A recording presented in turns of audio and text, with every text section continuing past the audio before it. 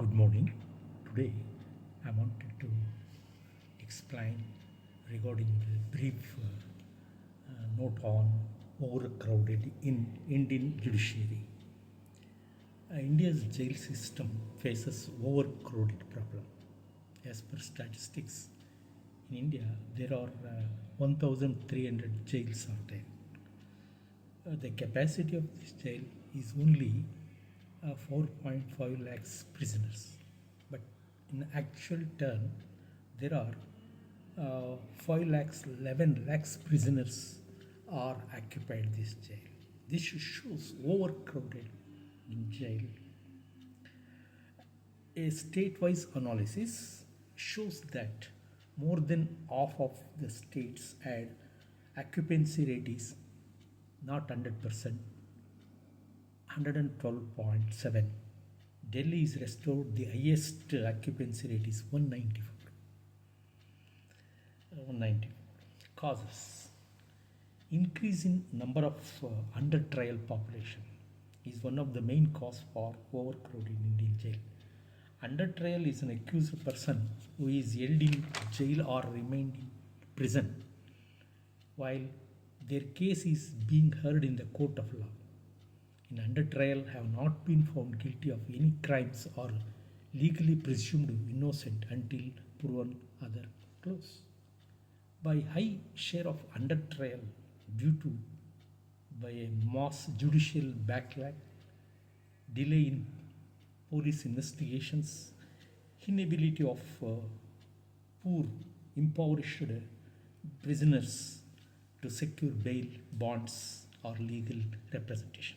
Secondly, the scheme of modernization of prison has frequently struggled with over criminalization and use of arrest. Thirdly, the Indian jail system is greatly suffering from massive institutional shortages, feature 28% vacancy in jail officers, 44% in correctional staff, and 43% in medical staff. Effects in India because of the excess prisoners due to untrials, prisons are overcrowding. It creates problem of resource to reform and modernize the jails. Lack of new building, low living standard of prisoners, poor health, and lack of cleaning and hygienic problem in jails. Many the prisoners are facing the mental stress. Immoral activities is increasing due to overcrowding, like drugs, use of mobile phones and other gundas activities. Corruption is also there due to this overcrowding. Like Western jails, in our country, the jails are not taking properly rehabilitations for prisoners, providing library, job, and paying job for payments, and also because of crowdness of jail, tensions among prisoners increasing, and the causes for other types of conflicts inside the jail. So remedies: reform the jail bail bond system to reduce number of under trials, construct new building, give more room for modernization of jails, construct new barracks, transfer excess prisoners to the other jail where they vacant, improve the fast track courts to solve the problem of under trials. And the most important thing is to reform the jails is expansion open jails.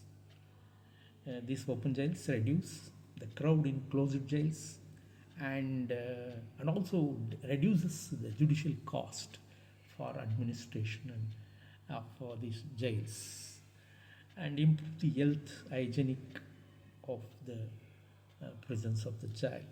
In conclusion, in one word, I can say that Justice Iyer, Krishna Iyer, quote that famously remarked, "Our prison should not be correction should be not should not sorry our prison should be correctional house, but not iron hatching the soul." Thank you. ಕನ್ನಡದಲ್ಲಿ ಇದನ್ನು ನಾವು ಭಾರತದಲ್ಲಿ ಜೈಲುಗಳಲ್ಲಿ ಕೈದಿಗಳ ಸಂಖ್ಯೆ ತುಂಬಿ ತುಳುಕುತ್ತಿರುವುದು ಅಂತ ಹೇಳ್ತೀವಿ. ಭಾರತದಲ್ಲಿ ದಿನೇ ದಿನೇ ಕೈದಿಗಳ ಸಂಖ್ಯೆ ಹೆಚ್ಚಾಗುತ್ತಿದೆ. ಭಾರತೀಯ ಸಮಾಜದ ಸಂಕೀರ್ಣತೆಯಿಂದಾಗಿ ಅಪರಾಧಗಳು ಹೆಚ್ಚಾಗಿ ಹೆಚ್ಚು ಹೆಚ್ಚು ಕೈದಿಗಳ ಸಂಖ್ಯೆ ಹೆಚ್ಚಾಗುತ್ತಿದೆ. ಭಾರತದಲ್ಲಿ 1330 ಹೆಚ್ಚುಕ್ಕಿಂತ ಜೈಲುಗಳಿವೆ. ಇವುಗಳಲ್ಲಿ ಸುಮಾರು 4.55 ಲಕ್ಷ ಕೈದಿಗಳು ಇಲ್ಲಿ ಇರಿಸಲು ಸಾಧ್ಯವಾಗುತ್ತದೆ. ಆದರೆ ನಮ್ಮಲ್ಲಿ ಈ ಒಂದು ಜೈಲುಗಳಲ್ಲಿ 5.11 ಲಕ್ಷದಷ್ಟು ಏನು ಕೈದಿಗಳನ್ನು ತುಂಬಲಾಗಿದೆ. ಉದಾಹರಣೆಗೆ ಶಿವಮೊಗ್ಗದ ಜೈಲಿನ ಕಾರಾಗೃಹದಲ್ಲಿ 500 ಜನರನ್ನು ತುಂಬಬಹುದು ಕೈದಿಗಳನ್ನು, ಆದರೆ 800 ಜನರನ್ನು ತುಂಬಿದೆ. ಅದೇ ರೀತಿ ಬೆಂಗಳೂರಿನ ಪರಪ್ಪ ಅಗ್ರಹಾರದಲ್ಲಿ 3000 ಜನರಿಗೆ ಕೈದಿಗಳನ್ನು ಇಡಬಹುದು, ಆದರೆ ಈಗ 5000ಕ್ಕಿಂತ ಹೆಚ್ಚು ಕೈದಿಗಳನ್ನು ಇಟ್ಟಲಾಗಿದೆ. ಇದರಿಂದ ಇದು ಕಾರಾಗೃಹಗಳು ತುಂಬಿ ತುಳುಕಿ ಅನೇಕ ಸಮಸ್ಯೆಗಳಿಗೆ ನಾಂದಿಯಾಗುತ್ತೆ. ಭಾರತದ ಅಂಕಿಅಂಶಗಳ ಪ್ರಕಾರ ಒಟ್ಟು ರಾಜ್ಯಗಳಲ್ಲಿ 100ರಷ್ಟು ಸೀಟುಗಳಲ್ಲಿ ಈಗ ಸುಮಾರು 112.7ರಷ್ಟು ಸರಾಸರಿ ಕೈದಿಗಳನ್ನು ತುಂಬಲಾಗ್ತಿದೆ. ದೆಹಲಿಯಲ್ಲಿ ಹೆಚ್ಚಿದೆ, ಅಲ್ಲಿ 100ಕ್ಕೆ ಬದಲಾಗಿ 194% ಕೈದಿಗಳನ್ನು ಸೇರಿಸಲಾಗಿದೆ. ಕಾರಣಗಳು: ದೇಶದಲ್ಲಿ ಜೈಲುಗಳಲ್ಲಿ ಕೈದಿಗಳ ಸಂಖ್ಯೆ ದಿನೇ ದಿನೇ ಹೆಚ್ಚಾಗುತ್ತಿರುವುದಕ್ಕೆ ಕಾರಣ ನಮ್ಮ ದೇಶದಲ್ಲಿ ವಿಚಾರಣಾ ಕೈದಿಗಳ ಸಂಖ್ಯೆ ಹೆಚ್ಚಾಗುತ್ತಿದೆ.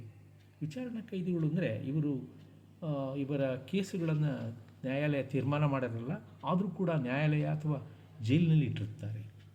ಇವರು ಹೆಚ್ಚು ಕಡಿಮೆ ಯುವಕರಾಗಿರ್ತಾರೆ. ಇವರು ಜಾಮೀನು ತೆಗೆದುಕೊಳ್ಳಲು ಆರ್ಥಿಕವಾಗಿ ಬಡವರಾಗಿರ್ತಾರೆ. ಹೀಗಾಗಿ ಇವುಗಳ ತೀರ್ಮಾನ ಲೇಟ್ ಆಗ್ತಾಯಿದೆ ಕೋರ್ಟ್ಗಳಲ್ಲಿ. ಪೊಲೀಸರು ಇವುಗಳನ್ನು ವಿಚಾರಣೆಯನ್ನು ಬೇಗ ಮುಗಿಸೋದಿಲ್ಲ. ಮತ್ತು ಬಹಳ ಮುಖ್ಯವಾಗಿ ಈ ಯುವಕರು ಆರ್ಥಿಕ ದುರ್ಬಲರಾಗಿರೋದ್ರಿಂದ ಹೆಚ್ಚು ಬೇಗ ಜಾಮೀನನ್ನು ಪಡೆಯಲು ಅವಕಾಶ ಇರೋದಿಲ್ಲ. ಇದರಿಂದ ಸಂಖ್ಯೆ ಹೆಚ್ಚಾಗಿದೆ. ಇದಲ್ಲದೆ ಭಾರತದ ಜೈಲುಗಳಲ್ಲಿ ಆಡಳಿತದ ಸಿಬ್ಬಂದಿ ಕೊರತೆ ಇದೆ. ಇದರಿಂದ ಅನೇಕ ಸಮಸ್ಯೆಗಳು ತಲೆದೋರುತ್ತಿವೆ. ಸುಮಾರು 28% ಜೈಲು ಅಧಿಕಾರಿಗಳ, 44% ಸಹಾಯಕ ಸಿಬ್ಬಂದಿಗಳ ಮತ್ತು 43% ವೈದ್ಯಾಧಿಕಾರಿಗಳ ಕೊರತೆ ಇದೆ. ಇದರಿಂದ ಜೈಲುಗಳು ಅವ್ಯವಸ್ಥೆಯ ಆಗರವಾಗಿವೆ ಎಂದು ಟೀಕಿಸಲಾಗಿದೆ. ಪರಿಣಾಮಗಳು: ಜೈಲುಗಳಲ್ಲಿ ಕೈದಿಗಳ ಸಂಖ್ಯೆ ಹೆಚ್ಚುತ್ತಿರುವುದರಿಂದ ಅನೇಕ ದುಷ್ಪರಿಣಾಮಗಳು ಉಂಟಾಗ್ತಾ ಇವೆ. ಜೈಲುಗಳ ನಿರ್ವಹಣೆಗೆ ಸಂಪನ್ಮೂಲ ಕೊರತೆ ಹೆಚ್ಚಾಗ್ತಿದೆ, ನಿರ್ವಹಣಾ ವೆಚ್ಚ ಹೆಚ್ಚಾಗ್ತಾ ಇದೆ, ಆಧುನಿಕ ಕಟ್ಟಡಗಳನ್ನು ಕಟ್ಟಲಾಗ್ತಿಲ್ಲ, ಕಟ್ಟಡದ ಕೊರತೆ ಇದೆ, ಆಧುನೀಕರಣವನ್ನು ಕೂಡ ಮಾಡ್ತಾ ಇಲ್ಲ. ಜೈಲುಗಳ ನಿಕೃಷ್ಟ ಜೀವನ ಮಟ್ಟವನ್ನು ಸಾಗಿಸ್ತಾ ಇದ್ದಾರೆ. ಪಾಶ್ಚಿಮಾತ್ಯ ಕೈದಿಗಳನ್ನು ನಾವು ಹೋಲಿಕೆ ಮಾಡಿದಾಗ ನಮ್ಮ ಕೈದಿಗಳ ಗುಣಮಟ್ಟ ಅವರ ಒಂದು ಸ್ಟ್ಯಾಂಡರ್ಡ್ಸ್ ಕಡಿಮೆ ಇದೆ ಅಂತ ಹೇಳ್ತಾರೆ. ಮತ್ತು ನಮ್ಮಲ್ಲಿ ಈ ಒತ್ತಡ 100 ಜನರ ಬದಲಾಗಿ 200 ಜನರು ಜೈಲಿನಲ್ಲಿರೋದ್ರಿಂದ ಅಲ್ಲಿ ಅವುಗಳ ಒಳಗಡೆ ಮಾನಸಿಕ ಒತ್ತಡಕ್ಕೊಳಗಾಗ್ತಾರೆ ಅನೇಕ ವೈಯಕ್ತಿಕ ಸಮಸ್ಯೆಗಳಿಂದ. ಪಾಶ್ಚಿಮಾತ್ಯ ರಾಷ್ಟ್ರಗಳಂತೆ ನಮ್ಮ ಜೈಲುಗಳಲ್ಲಿ ಆರೋಗ್ಯ ಸುಧಾರಣೆಗೆ ಹೆಚ್ಚು ಒತ್ತು ಕೊಡ್ತಾ ಇಲ್ಲ, ಅಥವಾ ಜೈಲುಗಳ ಸುಧಾರಣೆಗೆ, ಈ ಒಂದು ಕೈದಿಗಳ ಸುಧಾರಣೆಗೆ ಹೆಚ್ಚು ಕೊಡ್ತಾ ಇಲ್ಲ. ಅವರಿಗೆ ಗ್ರಂಥಾಲಯ ಆಗಿರ್ಬೋದು, ಶಿಕ್ಷಣ, ಉದ್ಯೋಗ ಮತ್ತು ಅವುಗಳ ಉದ್ಯೋಗ ತಕ್ಕಂತೆ ಕೊಡುವ ಸಂಬಳ ಇವುಗಳನ್ನೆಲ್ಲ ಸಕಾಲದಲ್ಲಿ ಕೊಡ್ತಿಲ್ಲ ಅಂತ ಹೇಳ್ತಾರೆ.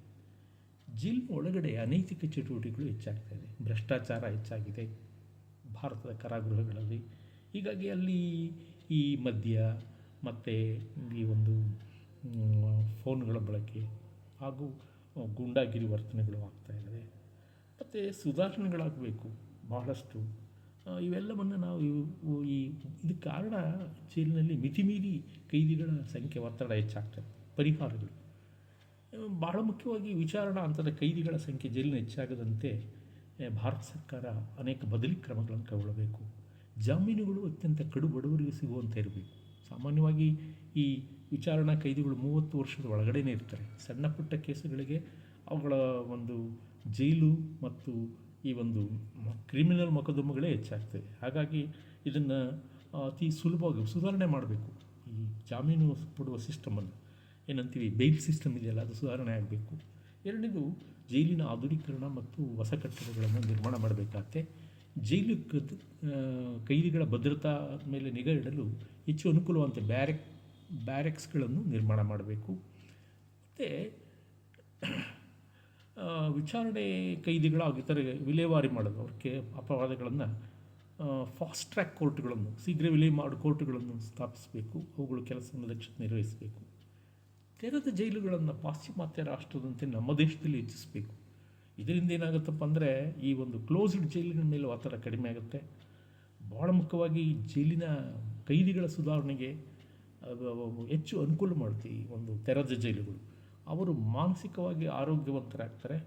ಮತ್ತು ಗ್ರಂಥಾಲಯ, ದುಡಿಮೆ, ಸಂಬಳ ಪಡೆಯಲು ಕೂಡ ಇಂತಹ ಜೈಲುಗಳು ಸಹಾಯ ಮಾಡುತ್ತವೆ.